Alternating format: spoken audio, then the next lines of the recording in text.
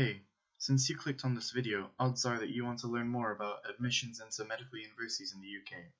Well, this is Hassan Adil, and in this video I'm going to tell you all about how you can apply to medical universities in the United Kingdom.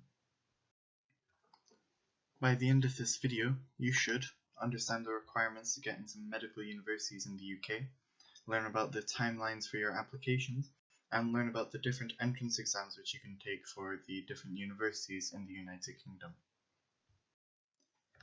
Did you know that in 2019, about 22,000 people applied for a total of 7,500 seats across the 38 universities in medicine? This just goes to show how competitive entry into medicine in the UK is. And now a brief overview. So across the rest of this video, I will tell you a bit about the Medical Schools Council, GCSE / Scottish National requirements, A-level / Scottish Higher predicted results and or requirements, work experience and volunteering that you could do, things to put on your personal statement, the different entrance exams, along with courses which you can take and resources for them, the interview process, how you can make the university shortlist you, intercalated degrees, and finally some credits at the end. The Medical Schools Council has compiled the different entry requirements for the medical universities into a single document which you can explore further through their website. The minimum requirements for your GCSEs or Scottish Nationals vary from university to university. For more details, you should check the prospectus for the university you intend to apply to. However, generally, your university would require maths, English language, and at least 2 of the 3 sciences.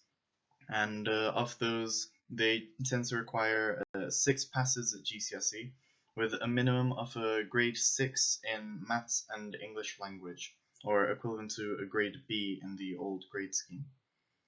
An example of a scoring system that some universities use, they take your grades, which are 7, 8, or 9, and equate them to 2 points, and grade 6s are equivalent to 1 point. And from your top 9 GCSE subjects, your total points should add up to 15. Not all universities use a scoring system. This is simply an example. For equivalents to the Scottish Nationals, you can see the Medical Schools Council link or the university prospectus for further information. When it comes to your subjects at A-level or your Scottish Highers as equivalent, chemistry is one of the essential subjects. Almost every university requires you to study chemistry. On top of that, the university generally wants you to study another science or maths. This science may also include geography or psychology. Many universities demand both biology and chemistry, along with another science or maths subject. However, it tends to be that your third subject could be any option, such as music, for example. When it comes to your predicted results, you should check the university prospectus regarding their entry requirements. And your predicted results are determined by mock exams which you would take in year 12 or lower 6th. Your grade predictions will then be sent off in your UCAT application, so you have to ensure that you do well in your mock exams. For Scottish Highers equivalents, again, check the university prospectus or the Medical Schools Council link for further details. Work experience and volunteering are incredibly useful activities which you can use to boost your personal statement and increase your chances of being accepted into medical schools. For work experience, schools tend to require you to do a week's work experience in both year 10 and year 12. You can put this on your personal statement along with any other work experience that you can get your hands on. However, this work experience should be done before you submit your UCAS, so that you can talk and reflect about it in your personal statement. When it comes to volunteering, any volunteering experience you have will be useful in medical applications. Even if it was just helping at a charity shop, you're still helping your community. NCS is a volunteering program which you can sign up to at the start of year 11 and takes place after the GCSEs and before college starts. Clubs and evening events for which you volunteered for also count, along with mentoring and tutoring experiences. From your work experience and volunteering, you want to show the following: that you're a team player, that you're caring, you're community oriented, problem solver, you can manage well under pressure, and that you're willing to learn. As if doing well in all those GCSEs and A-levels was enough, you now have further entrance exams to study and worry about. The first and most widely used is known as the UCAT, which had changed from the UKCAT in 2019. Although the name changed, the subject content is the same. This UCAT is considered by 30 of the 38 medical universities in the UK. You can begin applying for the UCAT in the first week of May, and your final application for your UCAT exam can be done in the first week of October. The actual examinations take place between the 1st of July and the 6th of October, costing £55 between July and August, and £85 between September and October. The venue will be done at a nearby Pearson Test Centre. However, if your local Pearson Test Centre is fully booked for the UCAT, then you may have to venture elsewhere, perhaps even to a different city, to sit your UCAT exam. You can only have one attempt of the UCAT per year. The UCAT exam is an online, computer-based 2-hour exam for which you'll receive your results on the same day. Majority of the questions are multiple choice, however some of them you have to drag and drop or say whether it's true or false or yes or no. The UCAT contains 5 sections, which are as follows: verbal reasoning, decision making, quantitative reasoning, abstract reasoning, and situational judgment. Each of these, once you've completed it, will be you'll be given a score between 300 and 900, while the situational judgment will be graded in bands between bands 1 and 4, in which band 1 is the highest. One thing that you would want to check once you've done your UCAT is to see if the university has a threshold score. This way you can filter the universities that you want to apply to. Keep in mind that different universities would use the results differently. For example, some may have a threshold score which you have to score above in order to apply to there, while other universities may scale their candidates based on their UCAT, how well they did in the UCAT exam. If you're an applicant with special needs, then there is also the UCAT SEN. For applicants with certain health conditions, you can be allocated extra time. Further information can be found from the UCAT website. To give a bit more detail on the sections in the UCAT, for the verbal reasoning, there will be 44 questions for which you have 21 minutes to complete. For decision making, you have 29 questions to complete in 31 minutes. For quantitative reasoning, which involves calculations, you'll be expected to do 36 questions in 24 minutes. Abstract reasoning, you have 55 questions in only 13 minutes, the fastest pace of them all. And for situational judgment, you have 69 questions to complete within 26 minutes. The mean score in 2019 was 2,483 out of a maximum possible of 3,600. So if you're able to score about 650 points in the first 4 sections, along with a band 1 or 2 in your situational judgment, then that is more than enough to put you ahead of the rest of the competition. Some higher universities may prefer that you take the BMAT instead of the UCAT. This is applicable to 8 universities. The exam is, again, 2 hours, however, this time it will be on pen and paper. There are 3 times where you can sit an exam per year, August, October, and February. However, you can only have 1 attempt per year. And for the BMAT, you apply for it through school or your college. The universities that require the BMAT are as follows: Oxford, Cambridge, Imperial College London, Keele, Sussex, Brighton, Lancaster, and Leeds. All of their medical universities require that you do the BMAT entrance exam. In the BMAT, it's split into 3 sections. Section 1 being aptitude and skills, similar to the UCAT. You have 35 questions to complete in 60 minutes. Section 1 and 2 are both multiple choice. Section 2 being scientific knowledge and applications, which has 27 questions to be done in 30 minutes.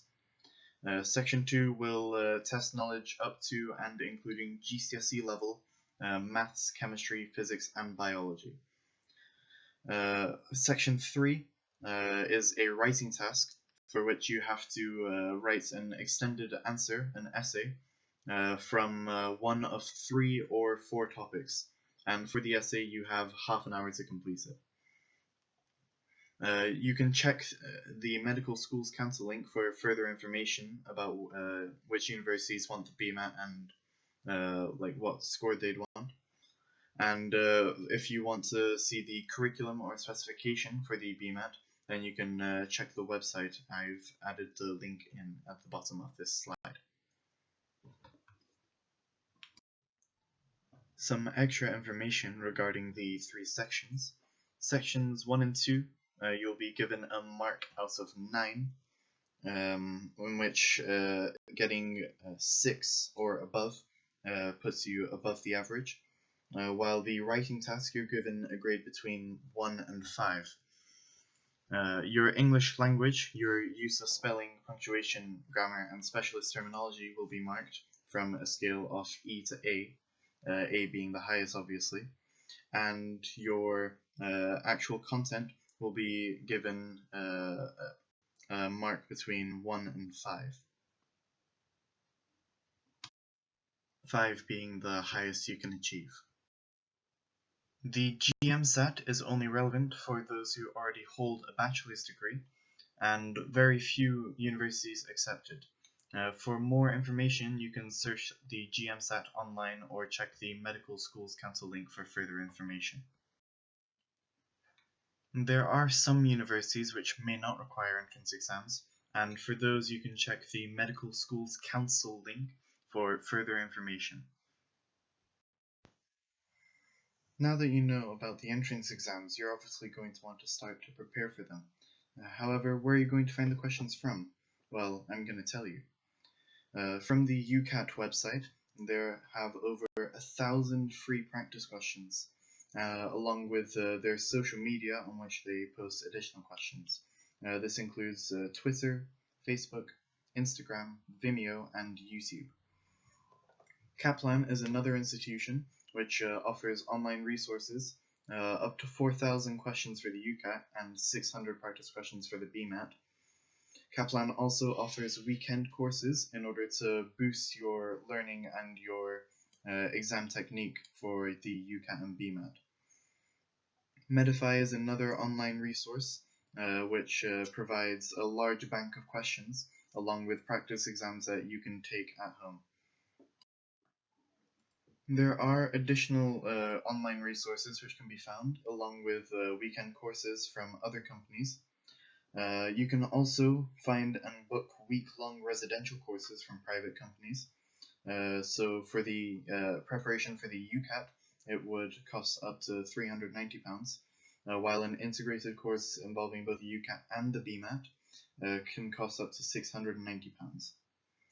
You can also buy or download books which have numerous practice questions for both the UCAT and the BMAT. I Want to Be a Medic is a relatively new group which primarily focuses on mock interviews and interview technique. One thing to keep in mind is that these courses and resources all cost money except the free questions from the UCAT website. But one thing that you do want to keep in mind is that the most valuable asset is the time that you spend in preparation. People prepare for between 2 weeks and 2 months for the exams using online resources. Though UCAT informally suggests that 4 to 6 weeks prep time is sufficient. So that's between 25 and 30 hours of preparation. You must answer each and every question in your entrance exams. There is no negative marking, so there's no downside at all, even if you're just guessing. However, if you're leaving an answer undone, then that is 1 mark which you've just thrown away. But if you put down an answer for that and it happens to be right, that could make the difference between missing an application and getting a place in medical university. A few words about the personal statement. This may be one of the most important pieces of writing that you do during your academic career. For your personal statement, you're given a 4,000 character limit, which equates to around about 500 words in which you have to describe yourself in every aspect. I recommend that you start writing your personal statement during year 12 and hand in your first draft in April of your year 12. Your final draft must be ready for submission by the UCAT deadline, which is the 15th of October at the start of year 13. The structure of your personal statement should be as follows. Your first paragraph should be an introduction containing something along the lines of why you've chosen medicine as your career of choice. Your next paragraph should be about your academic success, including your GCSEs and A-levels as they stand.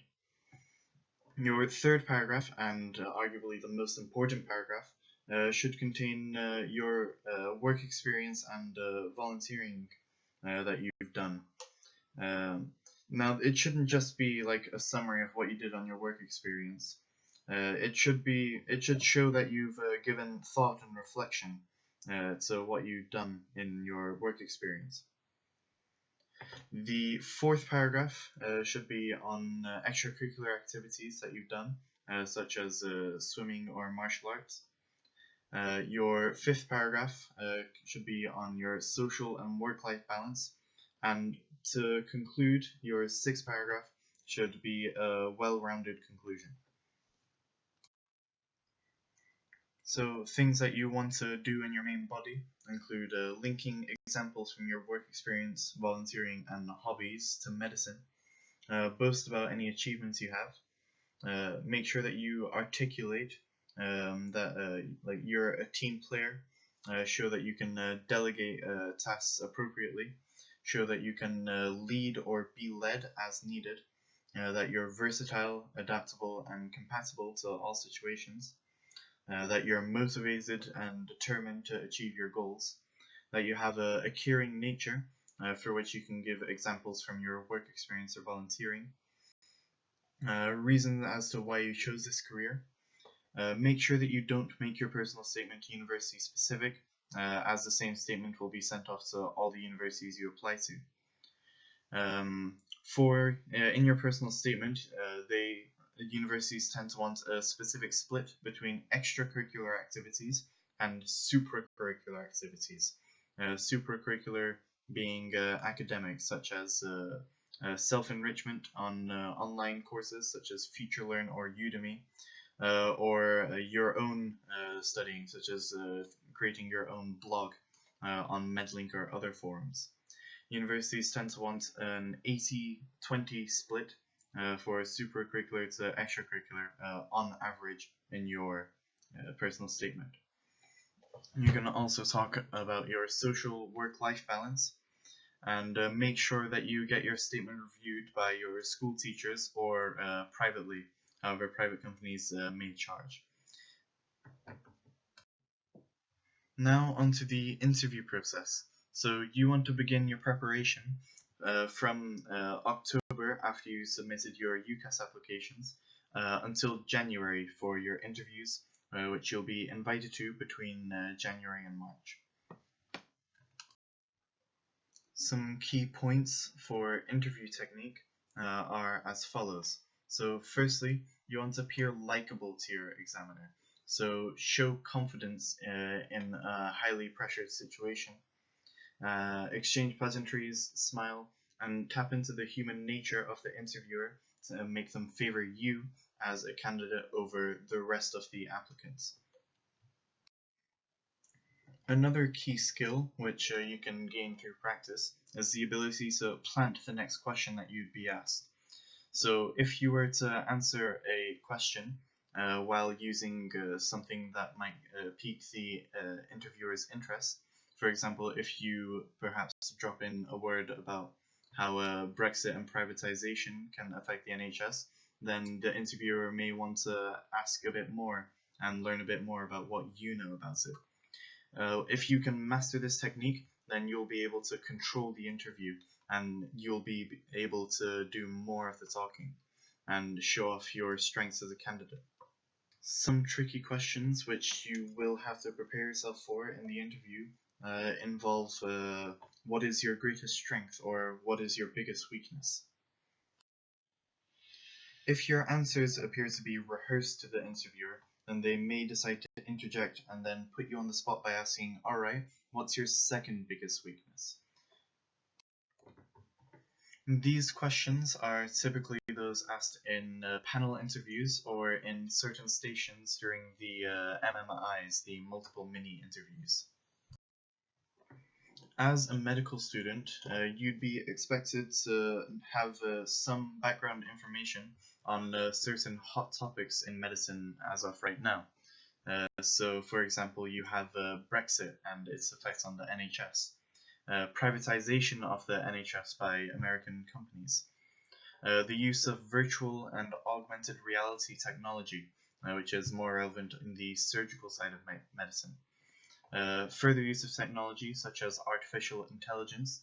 As an example, there is the IBM Watson that is being used in America. Chemotherapy, and honesty / learning from mistakes.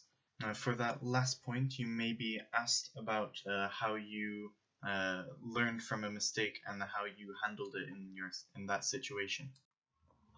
When asked a question in an interview, you're going to want to answer more than what they ask. You're also going to want to be prepared for awkward questions, where your interviewer is testing how you deal with the unknown while under pressure, and how you're able to manage the pressure. If you don't know something, be truthful, but be able to look the interviewer in the eyes and say that I promise you that when I leave that door, I will research or learn about the topic that you are unsure of. The main type of interview, which most universities are shifting to now, is known as the MMI, or MMIs, which stands for Multiple Mini Interviews. The MMI interviews, the many multiple interviews, is a new interview format that are being used by more and more medical universities. So in these, there are typically between 5 and 7 stations for which you're given a prompt.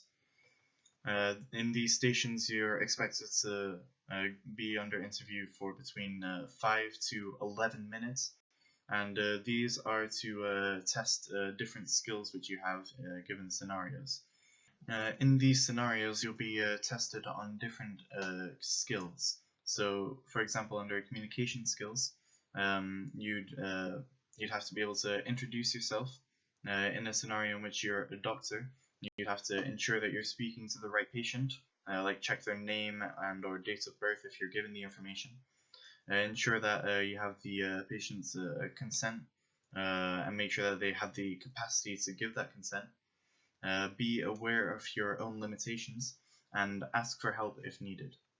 An increasingly common station is the breaking bad news station. So you'd have to, for example, tell a patient that they may have a nerve damage or cancer, or explain how you've accidentally ruined someone's wedding cake on the day of their wedding. Perhaps you'd have to explain to your neighbor that you accidentally ran over their cat, or you might be told that you have to terminate someone's job. And for these, you have to follow you have to have a specific skill set. So you have to ensure that you're compassionate, that you don't pin the blame on other people to avoid taking the brunt of it yourself.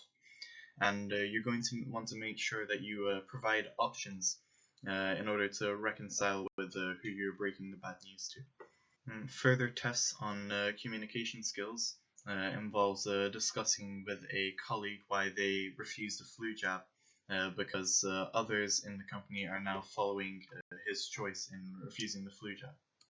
Universities frequently have stations during the MMI regarding ethics and ethical dilemmas. So you're going to need to know the main ethics involved with being a doctor, including autonomy, how the treatment that the patient gets is their own choice. They can request and refuse certain treatments. You have a non-maleficence, in which you want to ensure that you don't do harm to others. Beneficence, in which you aim to do good for your patient. And justice, in your treatment and allocation of resources is fair. Another key point to keep in mind is patient confidentiality. Ethical dilemmas may include, as an example, allocating a donated organ and having to choose between giving it to a 70-year-old or a 30-year-old. And in this situation, you'd be expected to discuss with the examiner the decision you've come to, and you want to ensure that you explain both sides of the argument as to whether to give it to the 70-year-old or 30-year-old. But at the end of the day, you'd have to follow ensure that you mention that you'd follow the medical law regarding the circumstance. Another important skill which you could be tested on is prioritizing, for example, handling a patient while running late for your own wedding. In the interview process, there are certain buzzwords which you can use to show the interviewer that you understand what the situation is, and by using these words, you're showing the examiner your knowledge of the field of medicine. So terms like I can see you're upset in order to ease a patient, or Gillick competence, referring to a teenager being able to give their own consent for medication without requiring their parents, or quality of life. Another MMI station, which is also becoming increasingly popular, is mathematical skills. So, for example, having to calculate the drug dosage required for a patient based on their body weight. Further scenarios can include logic problems. For example, given a 5-liter container and a 3-liter container, get exactly 7 liters of a fluid. You also can be given a dingbat, in which you have to interpret an image which may involve words, and from that come out with a saying. When given a complex task with a slightly longer explanation of your scenario, those are typically discussions, and in those you want to ensure that you comment on each of the key words that you see, showing that you've thought about all of the relevant points in that situation. Other popular MMI stations include roleplay or patient simulation. For example, you walk into a room with a patient with their feet in a bucket, and they ask you to dry their feet and help them with the shoes as they have a back pain. Some stations are in a more traditional question and answer format, typically regarding your personal statement. So you could be asked questions such as why did you choose medicine, or why did you not decide to go into dentistry or nursing? And as I mentioned earlier, what is your greatest strength or weakness? Each MMI station is marked out of a total of 7. A grade of 2 in a station would result in a fail, while a 4 being a pass. A 3 is a borderline between a fail and a pass, and that is dependent on how well you've done in the other stations. If you get an average of 5 points or higher across all the stations, then you're above average and are highly likely to be invited to that university. Now, you're going to want to have to choose which universities you want to apply to. And for these, in medicine, you can only apply to 4 medical universities through UCAS. So for these, you're going to have to be rational about which university you want to go to.